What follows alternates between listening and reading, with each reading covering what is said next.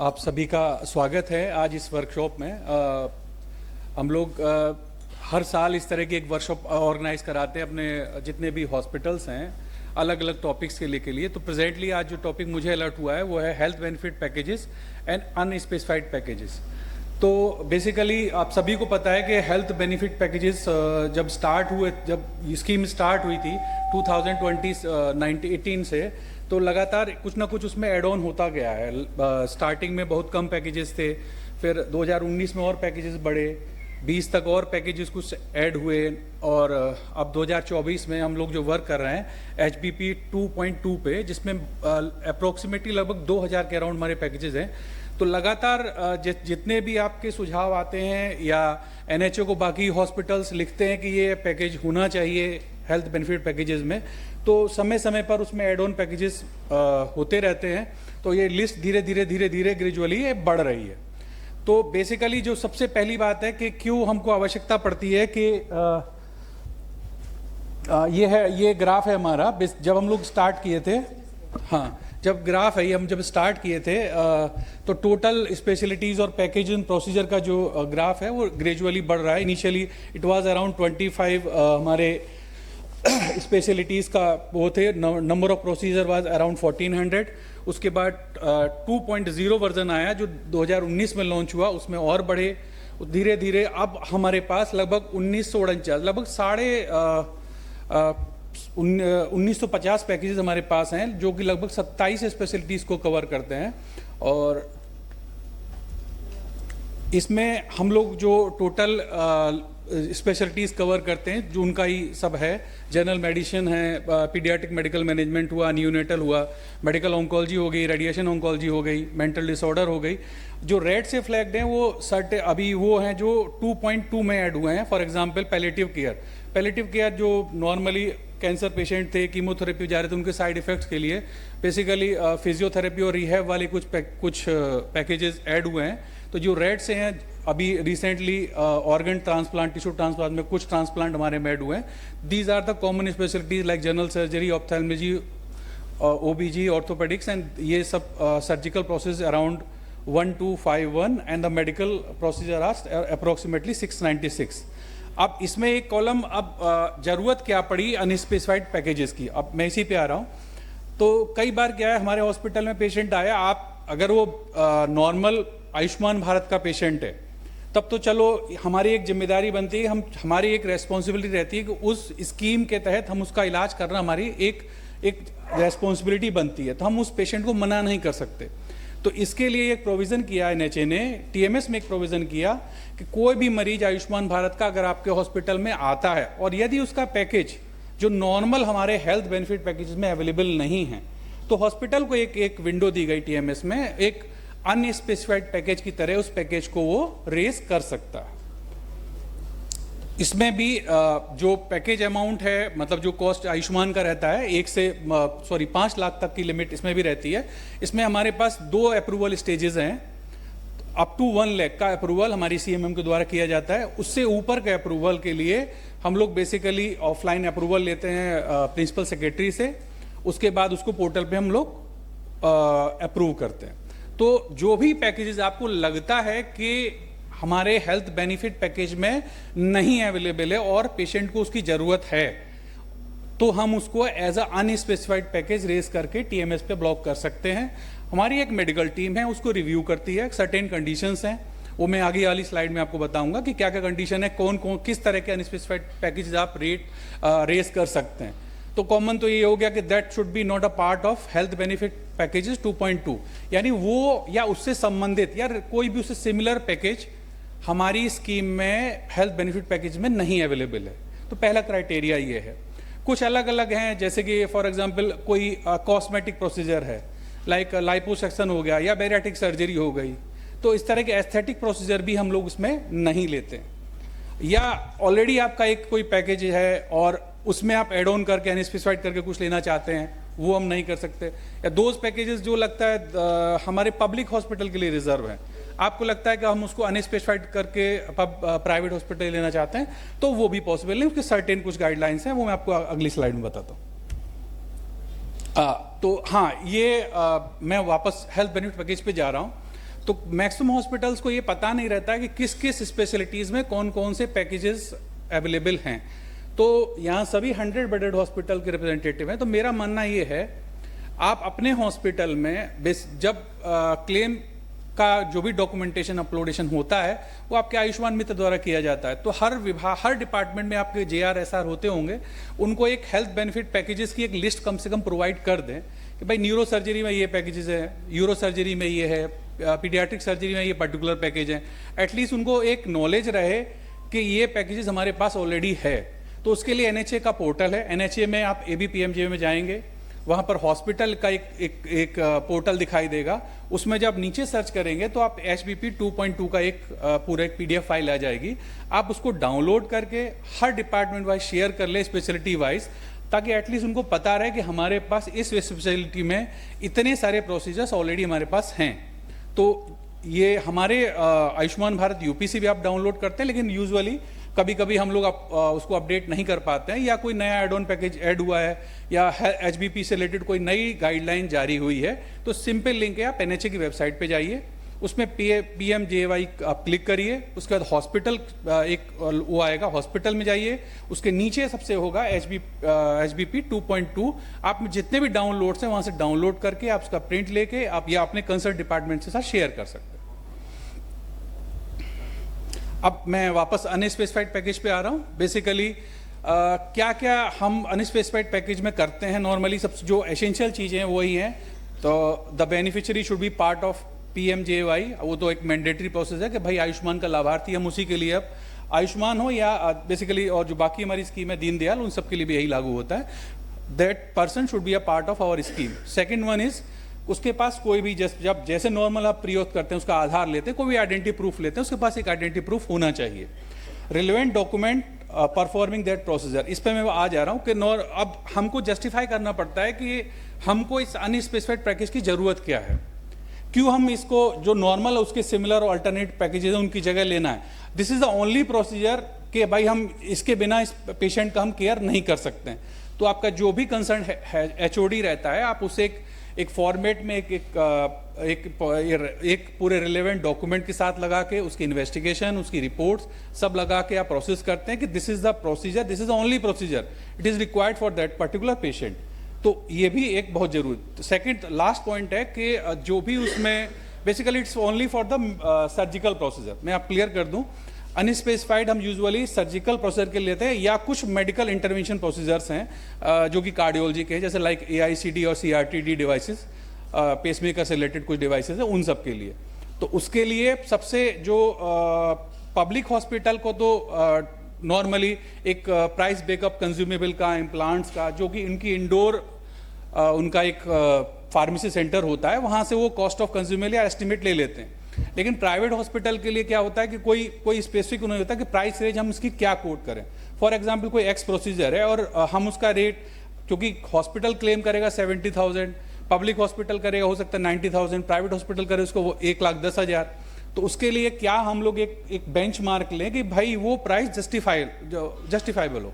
तो उसके लिए जितने भी कॉस्ट कंज्यूमेबल की या इम्प्लांट्स की हो, आप ये देख सकते हैं कि या तो उसके अगर अल्टरनेटिव पैकेज CGHS में अप्रूव हुआ है पहले, तो उसके सिमिलर रेट आप उसमें डाल सकते हैं, या सेकेंडरी हमारा कोई भी गवर्नमेंट इंस्टीट्यूशन प्रीमियर, जैसे लाइक एम्स हो गया, PGI हो गया, PGI चंडीगढ़ हो गया, PGI लखनऊ हो गया, अगर वो सिमिलर प्रोसीजर करता है, मैं ये पब्लिक प्राइवेट दोनों के लिए कह रहा हूँ, तो रेट्स आपके वैसे होने चाहिए कि हम उसको जस्टिफाई कर सके। ऐसा रेट में भी ये नहीं हो सकता, क्योंकि अनस्पेसिफाइड है, कोई रेट तो स्पेसिफिक है नहीं कि इस प्रोसेस का इतना ही रेट होना चाहिए, इट विल बी वेरी। तो कोशिश करें कि रेट जो है वो हमारे गवर्नमेंट डिसीजन में अगर वो पैकेज है तो उसके अराउंड रहे। जितने भी कंज्यूमेबल और इम्प्लांट उसमें डिवाइसेस लग रहे हैं, उनका रेट जो है गवर्नमेंट जो भी सप्लाईज में है उसके रेट से के आसपास ही हो। ये अनस्पेसिफाइड के लिए बहुत सिंपल फ्लो चार्ट है। करते क्या है, नॉर्मल आप डॉक्यूमेंटेशन आप जब करते हो, प्री-ऑथ के लिए आप इनिशिएट करते हो, तो हमारा जो प्री-ऑथ प्रोसेसिंग डॉक्टर जो कि हमारे एक ISA का पार्ट होता है, उसको एग्जामिन करता है कि what are the relevant document, इसके लिए क्या क्या जरूरी डॉक्यूमेंट हैं, हॉस्पिटल ने अपलोड किए हैं अथवा नहीं। अगर उसको लगता है कि कोई चीज़ मिसिंग है, इन्वेस्टिगेशन मिसिंग है, या फॉर एग्जाम्पल लगता है कि प्राइस ब्रेकअप नहीं है, या कोई एडिशनल चीज़ उसको लगता है कि हाँ ये होनी चाहिए, वो क्वेरी करके वापस मेडिको जो टर्म यूज़ करते हैं, this is for the medical person जो कि हॉस्पिटल का आपके क्लेम्स देखता है, हम उसको टर्म यूज़ करते हैं मेडिको, तो वापस वो मेडिको के पास भेज देता है कि भाई ये डॉक्यूमेंट नहीं है, आप इसको सबमिट कर दीजिए। फाइनली जब पीपीडी उसको केस को भेजता है तो हमारे यहाँ एक मेडिकल कमेटी फॉर्म है जिसमें हमारे डॉक्टर्स रहते हैं। पर्टिकुलरली हम कोशिश करते हैं कि उस स्पेशलिटी का, जिस स्पेशलिटी का अनस्पेसिफाइड आया है उसकी ओपिनियन हम अवश्य ले। फॉर एग्जांपल कोई ऑर्थोपेडिक्स का प्रोसीजर है, तो हमारे एमएस ऑर्थोपेडिक जो भी डॉक्टर हमारे मेडिकल ऑडिटर हैं, हम 3 लोगों की कमेटी, 3 मेडिकल डॉक्टर्स की कमेटी रहती है, उसको एग्जामिन करती है कि हाँ इस केस को एज ए अनस्पेसिफाइड प्रोसेस हम लोग उसको अप्रूव कर सकते हैं अथवा नहीं। तो उसको एग्जामिन करने के बाद उसका रेट भी है वो जस्टिफाइबल है कि नहीं, ये सब देखते हुए फिर हम उसको भेजते हैं अपनी सीईओ मैम के लॉगिन में, उसको वो भी एग्जामिन करती हैं। अगर उसकी लिमिट 1 लाख तक है तब तो मैम के पास अप्रूवल हो जाता है, वापस वो केस उसी नॉर्मल फ्लो में चला जाता है, जैसे नॉर्मल टीएमएस में फ्लो में आप दोबारा हॉस्पिटल के पास चला जाएगा, दोबारा हॉस्पिटल का क्लेम सबमिशन करेगा, क्लेम सबमिशन के बाद जो आईएसए का सीपीडी होता है उसको प्रोसेस करेगा, नॉर्मल मेडिकल ऑर्डर से वो क्लेम पास हो जाएगा, क्योंकि ऑलरेडी वो अमाउंट अप्रूव्ड है, उसमें कोई डिडक्शन और इस तरह की पॉसिबिलिटी की संभावना नहीं है। जो आपने क्लेम रेज किया है उसी की वही क्लेम अप्रूव होकर आपके उसी नॉर्मल टीएमएस फ्लो से वापस आ जाएगा। इसमें केवल एक अलग से एक वो है कि अगर क्लेम अनस्पेसिफाइड का अमाउंट 1 लाख से ऊपर है तो मैम से सीईओ मैडम से भी ऊपर, सीईओ से ऊपर भी एक लेवल है, that is a principal secretary के लेवल, उसमें 5 लाख 1 से 5 लाख तक की विंडो का अप्रूवल सर देते हैं। फिर वापस वो मैडम के लॉगिन से आके सीधे वो नॉर्मल टीएमएस फ्लो में वो भी सम्मिलित हो जाता है। ये बहुत ईजीएस्ट इसका टीएमएस का फ्लो है। अच्छा, ये हॉस्पिटल के लेवल पे है कि नॉर्मली जिन्होंने हॉस्पिटलों ने अनस्पेसिफाइड रेस किए होंगे उनको तो ये आइडिया होगा कि कैसे रेस करते हैं। तो इसमें कुछ नहीं करना, नॉर्मल जिस स्पेशलिटी से रिलेटेड अनस्पेसिफाइड आप रेस करना चाहते हैं, फॉर एग्जांपल न्यूरो सर्जरी है, ऑर्थोपेडिक्स है, आपको स्पेशलिटी चूज करनी है। जब स्पेशलिटी चूज करनी होती है तो उसमें सब आपके जितने भी पैकेजेस होते हैं सामने आ जाते हैं। सबसे लास्ट जो कॉलम आएगा उसमें आपको अनस्पेसिफाइड करके दिखाई देगा, अनस्पेसिफाइड सर्जिकल पैकेजेस करके। यूजुअली इसका कोड SB100 करके होता है, डिपेंड ऑन द जो अल्फाबेट है उसमें वो चेंजेस होता रहता है। अगर सर्जिकल है तो एस आ जाएगा, या ऑर्थोपेडिक से रिलेटेड समथिंग ऐसा आ जाएगा, तो इस तरह का कोड आता है। उसके बाद एक ECHI कोड के लिए एंट्री होती है, वो मैंडेटरी नहीं, अगर आपको पता है कि बहुत सारे हॉस्पिटल को नहीं होता है, ऑनलाइन भी आप सर्च कर सकते हैं ECHI कोड। तो उसके बाद अगर आपको नहीं पता है तो उसको आप नन टिक करके जो प्रोसीजर आप ऐड करना चाहते हैं उसको आप ऐड करते हैं। उसके बाद नेक्स्ट स्लाइड में आप कंफर्म करने के बाद, प्रोसीजर से रिलेटेड डॉक्यूमेंट्स अपलोड करने के बाद और इम्प्लांट्स वगैरह की डिटेल भी देने के बाद आप उसको सबमिट कर देते हैं। ठीक है, अब जैसे लास्ट में लिखा है प्रोसीजर एडेड सक्सेसफुली, उसके बाद आप उसका एस्टिमेटेड प्राइस है वो डाल देते हैं। लास्टली जब ये सब कुछ कर लेंगे तो आपका 2 टेब आएंगे, या तो उसको अब लेटर के लिए आप सेव करना चाहते हैं एक्शन टाइप में, या उसी वक्त आप उसको, जैसे आपने प्लान किया है कुछ सर्जरी है, आपको तुरंत पेशेंट आपके हॉस्पिटल में आपको तभी करना है, या लेटर के लिए सेव उन कंडीशन में। फॉर एग्जांपल आपके पास एक हॉस्पिटल में एक पेशेंट आया, आप वेट करने के लिए उसको बोले कि तुम 7 दिन बाद आना, भाई ये प्रोसीजर हम 7 दिन बाद करेंगे, तो आप उसके लिए एट द टाइम उसको आप सेव कर लीजिए। जब पेशेंट को आपने बुलाया हो उसके बाद उसको प्री ऑथ इनिशिएशन के लिए डाल दिया, और प्री ऑथ इनिशिएशन के बाद सेम वही प्रोसेस हो जाएगा जो प्रोसेस फ्लो मैंने लास्ट स्लाइड में आपको दिखाया था, कि वो पीपीडी के पास जाएगा मेडिको से, फिर वो medical committee, then the CEO login, then the principal secretary login if required.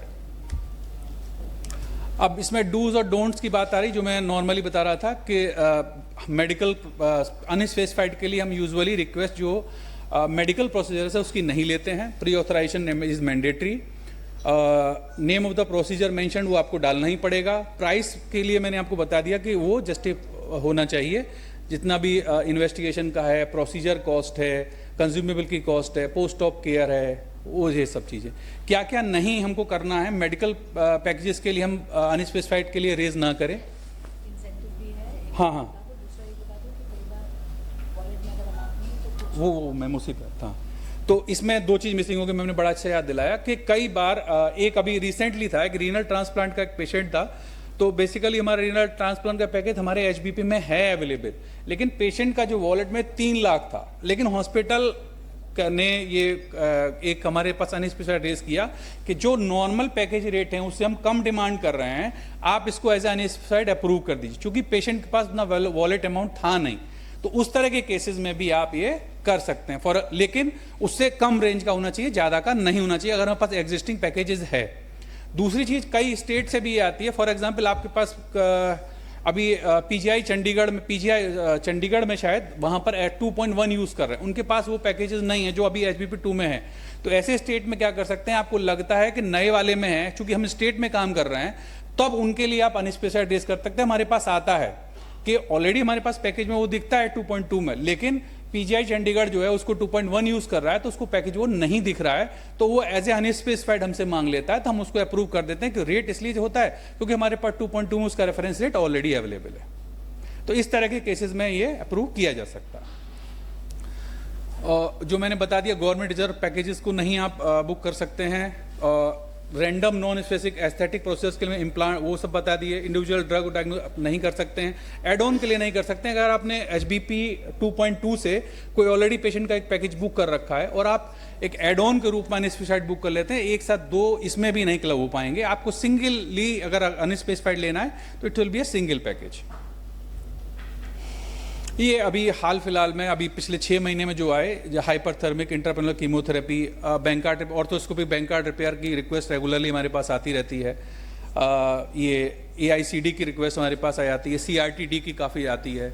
ये सब कॉमन प्रोसीजर है जो हम लोगों ने अभी रिसेंटली अप्रूव किए हैं। अगर आपके हॉस्पिटल में इस तरह के क्लेम्स आते हैं तो नॉर्मली, और भी लिस्ट लंबी है क्योंकि अभी जो हम लोगों ने लिए हैं केसेस वो अभी पिछले 6 महीने के लिए, लेकिन हो सकता है 5-6 साल में बहुत सारे ऐसे अनस्पेसिफाइड पैकेज हैं जो हमारे पास क्योंकि रिवाइज होगा। अभी ने रिसेंट इसलिए लिए हैं कि 2.2 के बाद में अभी जो हमने रिसेंट अनस्पेसिफाइड पैकेज को अप्रूव किया है तो उसके एक एग्जाम्पल हैं। बहुत सारे और भी हैं, 30-40 और भी पैकेजेस हैं जो अनस्पेसिफाइड हमने यूज़ किए हैं। ये कॉमन है जो आप देख रहे हैं। अच्छा, एक NHA के पोर्टल पे अब ये बात आ गई कि लगातार आपको लगता है कि ये पैकेज लगातार आपके पास आ रहे हैं, आप अनस्पेसिफाइड करके यूज़ भी कर रहे हो और आपको लगता है कि ये पैकेज होना चाहिए, तो उसके 2 ऑप्शन हैं एड ऑन के। या तो CEO मैम को लिखें हमारे आयुष्मान भारत यूपी के लिए कि भाई ये एक प्रोसीजर है जो ऑलरेडी हेल्थ बेनिफिट पैकेज में नहीं है और इसको होना चाहिए, और हम बार बार उसको अनस्पेसिफाइड करके रेज नहीं कर सकते कि ये कॉमन प्रोसीजर है। तो इसको लगता है कि आपका है तो आप उसके जस्टिफिकेशन के साथ में बाकी और भी गवर्नमेंट जितनी भी स्कीम है जैसे CGHS उसमें वो प्रोसेस है, तो आप पर्टिकुलरली हमको डायरेक्टली हमको भी लिख सकते हैं, पर्टिकुलरली आप NHA को भी लिख सकते हैं। NHA के पोर्टल पे भी एक प्रोविजन दिया है। जब NHA के पोर्टल पे PMJY में आप जाएंगे, देयर इज ऊपर ही एक मार्क मिल जाएगा HBP न्यू इंक्लूजन रिक्वेस्ट। इस इंक्लूजन रिक्वेस्ट में जितने भी इंफॉर्मेशन आप भर के, जितने भी डॉक्यूमेंटेशन आप करेंगे, इसमें बहुत छोटा दिख रहा है, मैं इसमें दिखा रहा हूँ, तो नॉर्मली पूरी डिटेल्स जो प्रोसीजर ऑप्ट करना चाहते हैं, आपका सजेशन है।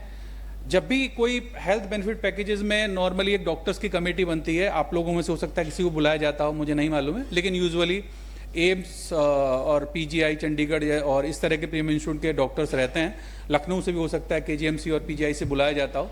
तो नॉर्मली लगता है कि आपके एक हॉस्पिटल में ये पैकेज के लिए होना चाहिए या इसमें कुछ चेंजेस रिक्वायर्ड हैं, तो इस तरह के एक फॉर्मेट उसके NHA की वेबसाइट पे दिया हुआ। डायरेक्टली आप NHA को लिख सकते हैं कि इस पैकेजेस को होना चाहिए।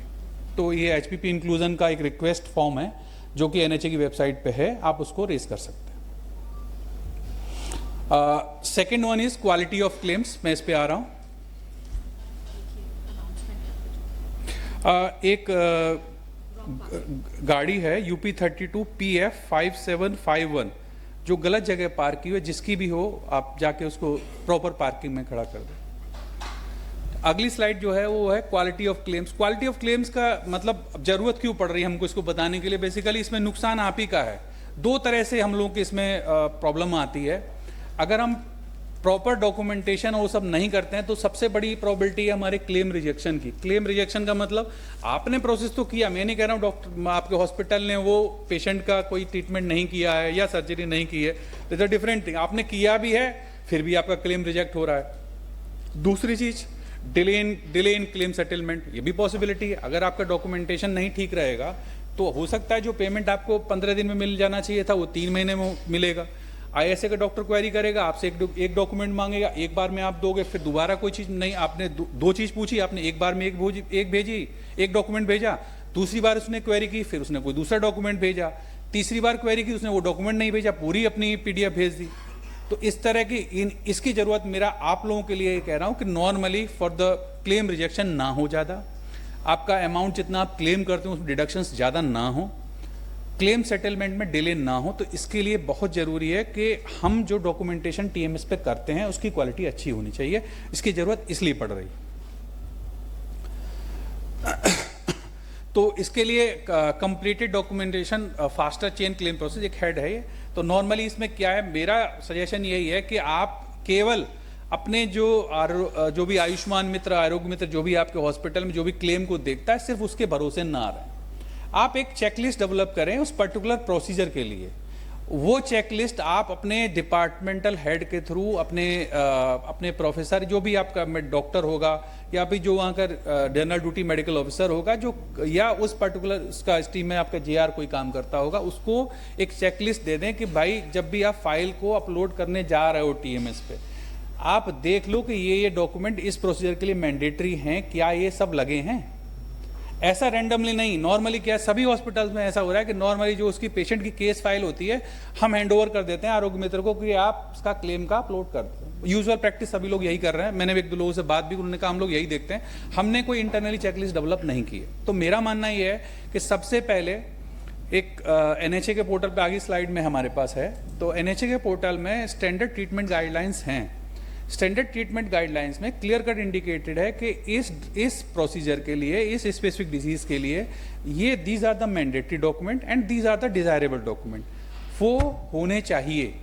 जब तक आपके यहाँ जो भी ट्रीटिंग डॉक्टर है वो नहीं देखेगा, हो सकता है आपने as a treatment, as a file, as a hospital आपके पूरे डॉक्यूमेंट कंप्लीट हों, लेकिन जो रिक्वायरमेंट है इस योजना की, जो हमारी स्टैंडर्ड ट्रीटमेंट गाइडलाइंस है, उसका कोई मैंडेटरी डॉक्यूमेंट अगर मिसिंग है, वो आपके हॉस्पिटल सेटअप के लिए सही है, नॉर्मल पेशेंट के लिए ठीक है कि भाई डिस्चार्ज समरी लगी है, इन्वेस्टिगेशन लगी है, कुछ नहीं, कुछ है नहीं है, वो चल जाएगा, कोई भाई पेशेंट को आपको डिस्चार्ज करके भेजना है। लेकिन हम उसका क्लेम लेने के लिए आपको एक बार STG का व्यू लेना पड़ेगा। सभी डिपार्टमेंट वाइज आप उसको सेग्रीगेट कर लें। हर एक पर्टिकुलर डिजीज या ट्रीटमेंट के लिए एक स्टैंडर्ड ट्रीटमेंट गाइडलाइन बनी हुई है, उसकी आप चेकलिस्ट बना लें, उस पर्टिकुलर फाइल में लगा दें। आपका JR SR जो भी डॉक्टर उसको साइन करे, यस यस यस, 10 पॉइंट हैं, 10 डॉक्यूमेंट हैं, उसके बाद ही उस चेकलिस्ट को देखने के बाद ही उसका डॉक्यूमेंटेशन TMS पे अपलोड करें, मेरा ये सजेशन है। तो उसी के ये थोड़े मेजर पॉइंट्स हैं कि जैसे फॉर एग्जांपल अब हमारे यहाँ एक केस ट्रिगर हो जाता है कि आपने क्रिटिकल कोई रेस्पिरेटरी केयर का प्रोसेस बुक किया और पता चला उसको 2 दिन में डिस्चार्ज कर दिया। तो यूजुअली डिस्चार्ज के लिए डिस्चार्ज स्लिप का होना भी जरूरी है, आप रेफर करो, रेफरल स्लिप का होना जरूरी है, पेशेंट की कंसेंट से अगर वो जा रहा है, लामा जा रहा है, तो उसकी भी कंसेंट होनी चाहिए। इस तरह के कई सारे इंसिडेंट सामने आते हैं कि हम लोगों ने उस पर ध्यान नहीं दिया, पता चला उसी छोटी सी गलती की वजह से आपका क्लेम रिजेक्ट हो जा रहा है। तो आप सब सामने स्क्रीन पे देख ही पा रहे हैं कि जैसे फॉर एग्जांपल अभी कई सारे OT केसेस में हम लोग पेशेंट की उसके साथ डॉक्टर की फोटो मांगने लगे हैं, इस तरह की भी चीजें हैं, OT की पिक्स वगैरह हैं। ये STG का लिंक है, नॉर्मली कैसे आप स्टैंडर्ड ट्रीटमेंट गाइडलाइन यहाँ से डाउनलोड कर सकते हैं। तो मेरा मानना ये है कि आप जब भी सभी लोग जो भी ऑलरेडी काम कर रहे हैं, वो आपको पता होगा स्टैंडर्ड ट्रीटमेंट गाइडलाइन क्या है, आप जरूर हर प्रोसीजर, हर डिपार्टमेंट वाइज वो सेग्रीगेट करके अपने डिपार्टमेंट में उसको उपलब्ध करा दें कि हाँ ये डिजायरेबल डॉक्यूमेंट हैं और ये मैंडेटरी हैं, ये सभी के पास होने चाहिए before submission of the claim.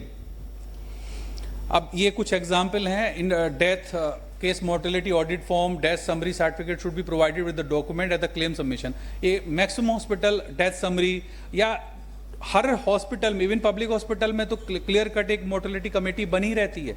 और एक चूंकि स्टैंडर्ड ट्रीटमेंट गाइडलाइन हमारे कहता है कि उसका मोर्टेलिटी ऑडिट की रिपोर्ट होनी चाहिए, लेकिन नॉर्मली मैंने KGMC के केसेस में भी देखा है, PGI केसेस में देखा है, उस तरह की रिपोर्ट सबमिट होती नहीं है। जबकि मोर्टेलिटी इसकी ऑडिट कमेटी हर जगह बनी होगी, आपकी प्राइवेट हॉस्पिटल में बनी होगी, लेकिन वो मिसिंग रहती है हमेशा हर जगह से।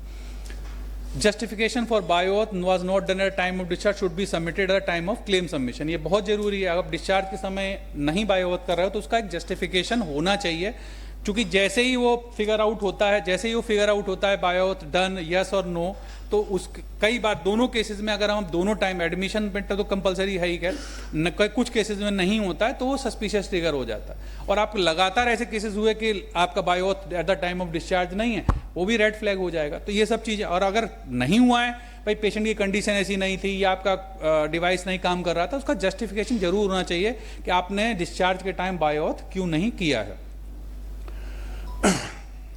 दूसरी चीज़ ये बहुत कॉमन है, मुझे लगता है कि जब बहुत सारी फाइलें रहती है तो सभी हॉस्पिटल्स में, सारा केजीएमसी में मैंने देखा, सभी हॉस्पिटल के क्लेम में क्या है, एक्स पेशेंट के डॉक्यूमेंट वाई में लगे हुए हैं, और ये बहुत बहुत कॉमन प्रैक्टिस है, प्राइवेट हॉस्पिटल में ही हो जाता है। पैथोलॉजी रिपोर्ट है किसी की और की और क्लेम किसी और का, बाद में देखा तो उसकी जो पेशेंट की वो भी रिपोर्ट लगी है, लेकिन एक कंफ्यूजन क्रिएट हो जाता है। अब चूंकि उसका जो एक्स पेशेंट है उसका क्लेम भी कहीं सबमिटेड है, फिर हमारा जो ट्रिगर है उसको पकड़ लेता है कि भाई ये सेम डॉक्यूमेंट एक्स पेशेंट में भी लगा था और वाई के में भी डाल दिया, भले ही चाहे दोनों चीजें हैं, आपने एक्स का भी इन्वेस्टिगेशन डाल रखा है, वाई का भी डाल रखा है, या वाई का डाला ही नहीं है, एक्स का ही 2 जगह डाल दिया है। तो ये सबसे कॉमन गलतियां हैं कि जब भी आप अपलोड करें तो एक बार स्पेसिफाई कर लें कि जो भी आप पेपर उसमें आप स्कैन करके डाल रहे हो उस पर्टिकुलर पेशेंट से रिलेटेड ही हो, किसी दूसरे पेशेंट से रिलेटेड ना हो। ये बहुत कॉमन है। मैं अगर इसका अगर रेशियो देख लें तो इतना कम भी नहीं है, 1-8% में ये हमेशा मिल जा रहा है कि कहीं ना कहीं दूसरे पेशेंट का डॉक्यूमेंट दूसरे केस में हम लोग ऑब्जर्व करते हैं। ये लेंथ ऑफ स्टे का है। अब नॉर्मली हो सकता है कि कुछ केसेस हैं जैसे यूटीआई तो छोड़ दें, एंटरिक फीवर वाले केसेस हो गए या पायरेक्स ऑफ अननोन ओरिजिन वाले, एक्सेसिव लेंथ ऑफ स्टे 10-10 दिन 11-11 दिन। तो यूजुअली क्या होगा, हमारा ऑडिटर देखेगा 4 दिन का उसको क्लेम करेगा, बाकी का रिजेक्ट कर देगा। और पेशेंट के वाइटल भी स्टेबल हैं, डायग्नोसिस आपने लिख के डाल दी, पेशेंट का कोई ऐसा वाइटल नहीं उसको हॉस्पिटलाइजेशन की जरूरत है, लेकिन फिर भी आप उसको 10-10 दिन रखे हुए हैं, 6 से 7 दिन रखे हुए हैं, तो ऐसे केसेस को भी हम लोग रिजेक्ट कर देते हैं। ये दूसरी चीज़ है कि स्कैन डॉक्यूमेंट जो हैं कई बार क्या इतने ब्लर्ड होते हैं कि हम उसको नहीं पढ़ पाते, या हैंड राइटिंग इतनी वैसी है, या उसको स्कैन करने के बाद उसका जूम करते हैं तो वो क्लियर नहीं हो पाता। तो जब भी आप स्कैन करके डॉक्यूमेंट आप करें, कम से कम उसको पढ़ने योग्य हो, उसको हम लोग पढ़ सकें, देख सकें, ऐसे डॉक्यूमेंट ही अपलोड करें टीम स्पॉट पर। ऐसे डॉक्यूमेंट ना करें जिनको आसानी से हम नहीं कर पाए। जैसे अभी ये है पोस्ट ऑप एक्सरे, नॉर्मली ये भी कई क्वेरी, नॉर्मली एक आईएसए के डॉक्टर ने क्वेरी की, पोस्ट ऑप एक्सरे रिपोर्ट नहीं है, मिसिंग है, तो हॉस्पिटल ने क्या किया, instead of uploading that particular document उन्होंने क्या किया, पूरी फाइल अपलोड कर ली। अब वो हमारा काम हो गया कि भैया हम ढूंढें कि हमको जरूरत किस चीज़ की है। मतलब बहुत कॉमन है ये भी कि हम जो स्पेसिफिक चीज़ें आपसे पूछ रहे हैं, जो डॉक्यूमेंट मिसिंग है, बेसिकली क्वेरी इसीलिए लगी कि वो पर्टिकुलर डॉक्यूमेंट हमारे पास नहीं है, पर्टिकुलर डॉक्यूमेंट नहीं है, आप वो सबमिट कर दो, क्लेम आगे बढ़ जाएगा। सबसे इजीएस्ट क्या करता है आपका, वो ऑलरेडी वो स्कैन करके डॉक्यूमेंट पीडीएफ रखा होता है, खट से उसको अपलोड कर देता है। तो डॉक्टर को डॉक्यूमेंट मिलता भी नहीं है, उसका सीक्वेंस भी ठीक से होता नहीं है, तो फिर वो भी केस डिले होता है, या क्वेरीज मल्टीपल क्वेरीज लगती हैं, या रिजेक्ट होता है, या डिडक्शन होता है। ये सब आपने देखा ही है। और नॉर्मली क्या मिसिंग होता है, जो हमने डॉक्यूमेंट मांगा वो नहीं है, बाकी सब है। जिसके लिए क्वेरी की गई वो डॉक्यूमेंट नहीं है, बाकी सब लगे हुए हैं। या जो क्वेरी लगी है वो उसको वापस हमारे पोर्टल पे भेज देता है, और पोर्टल पे लिखा आता है एनए। ये भी क्लियर है, कई सारे केसेस में होता है। उसने ये सर्च करने के लिए, या उसका पर्टिकुलर, इसलिए जब भी आप फाइनल अगर कोई क्वेरी आ रही है तो आपका जो मेडिकल पर्सन है एक बार जब देख ले कि क्वेरी किस लिए की गई है, उसका जवाब ने भेजा है कि नहीं भेजा। तो ईजिएस्ट वेइंग होता है, जो आपका ऑपरेटर बैठता है वो उसको एज सच वापस कर देता है, हमारे टीएमएस फ्लो में दिखाता है एनए, बाद में फिर वो केस रिजेक्शन में भी जाता है, डिडक्शन भी हो सकता है। या अब डेथ सर्टिफिकेट मांगा गया है, किसी ने, ये मैम ने हाईलाइट किया था, ये बहुत बड़ा इशू था, डेथ सर्टिफिकेट मांगा था तो किसी ने इस तरह से बोरे से और एक करके लगा के दी थी।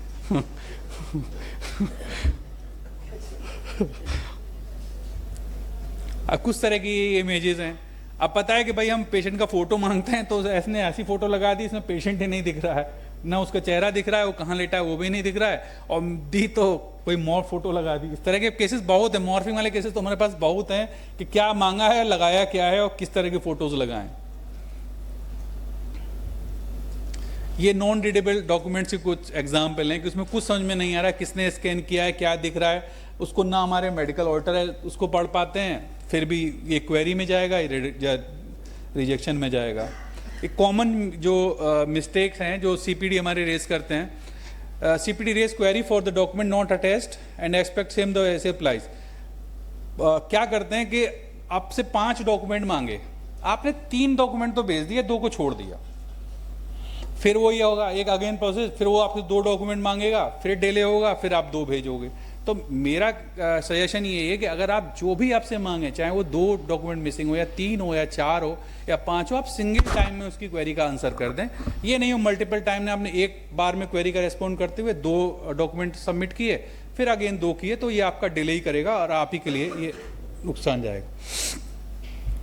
जैसे एसटी से रिलेटेड डॉक्यूमेंट मैंने ऑलरेडी बता दिया, तो जो पूछा है उसके अलावा पूरे, मैंने कहा ना एंटायर डॉक्यूमेंट फाइल, वो भी मैं बात कर चुका हूं। उन्होंने पर्टिकुलर डॉक्यूमेंट ना मांग के पूरी फाइल ही अपलोड कर दी। कोई प्रॉपरली स्कैन और वो सब डॉक्यूमेंट है, रीस्कैन करके दोबारा आप, या आपने क्या किया, जो जैसे पिछली बार स्लाइड में था कि डॉक्यूमेंट रीडेबल नहीं था, तो आपने ये नहीं किया कि दोबारा स्कैन करके अपलोड करना, आपने सेम डॉक्यूमेंट फिर अपलोड कर दिया। Thank you. मैम ने जहाँ से कंटिन्यू किया था उसमें थोड़ा सा एक एड ऑन कर रहा हूँ मैम के एफर्ट से। इनिशियली जब लोग हम स्टार्ट किए थे, मैं डिले इन क्लेम उसकी कह रहा हूँ, क्लेम जो सेटलमेंट है हमारा डिले हो रहा है, मैम ने कहा कि हम समय समय पर कोशिश करते रहते हैं। तो इनिशियल फेज में हमारे पास कुछ ऑर्डर 10 हमारे पास, पहले तो ये समझने की जरूरत है बाकी स्टेट से हमारे पास टाइम सेटलमेंट में थोड़ा ज़्यादा टाइम लगता क्यों है, क्योंकि हमारे पास मेडिकल ऑर्डर का एक एक्सटर्नल वो है लेयर, उसकी वजह से हमारा क्लेम जो है जब भी आईएसए के पास जाता है उसके बाद मेडिकल ऑर्डर के पास जाता है। ग्रेजुअली मैम ने कहा कि आज 6000 केसेस हमारे पास आ रहे हैं। जब योजना का प्रारंभ हुआ था तो स्टार्ट हुए थे बहुत नंबर ऑफ क्लेम 300 400 इस तरह से आ रहे थे, फिर बड़े 2000 हुए, फिर 4000 हुए, अब 6000 हुए। अब 6000 केसेस को पर्टिकुलर हर केस को ऑडिट करने में टाइम लगता है, तो हमारे पास लिमिटेड रिसोर्सेज थे, एचआर नहीं थे, हमारे पास डॉक्टर्स नहीं थे। अब मैम के एफर्ट के कारण जब हमने स्टार्ट किया था हमारे पास 8 मेडिकल ऑडिटर्स थे। अब इस महीने के बाद तक अब हमारे पास मेडिकल कॉलेज से भी कुछ डॉक्टर्स हमारे पास ज्वाइन किए एज ए मेडिकल ऑडिटर। हमारे पास डीजी मेडिकल हेल्थ से भी जो स्पेशलिस्ट डॉक्टर हमारे स्पेशलिस्ट हॉस्पिटल में 100 बेडेड अबव हॉस्पिटल में डॉक्टर्स जो काम कर रहे हैं उनको भी हमने इंगेज किया है। तो हमारे पास जो अब टीम बढ़ के अब इसी साल हमारे पास 30 मेडिकल ऑडिटर आ गए हैं। तो मुझे लगता है कि इन फ्यूचर जो हमारा ऑडिट मेडिकल ऑडिटर के पास जो क्लेम डिले होते थे तो उसमें बहुत हद तक मैं मैम का धन्यवाद दूंगा इसके वजह से कि कम से कम 30 डॉक्टर होने की वजह से हमारा जो क्लेम मेडिकल ऑडिटर पे पेंडिंग रहता था वो इजीली हो जाएगा। Thank you very much.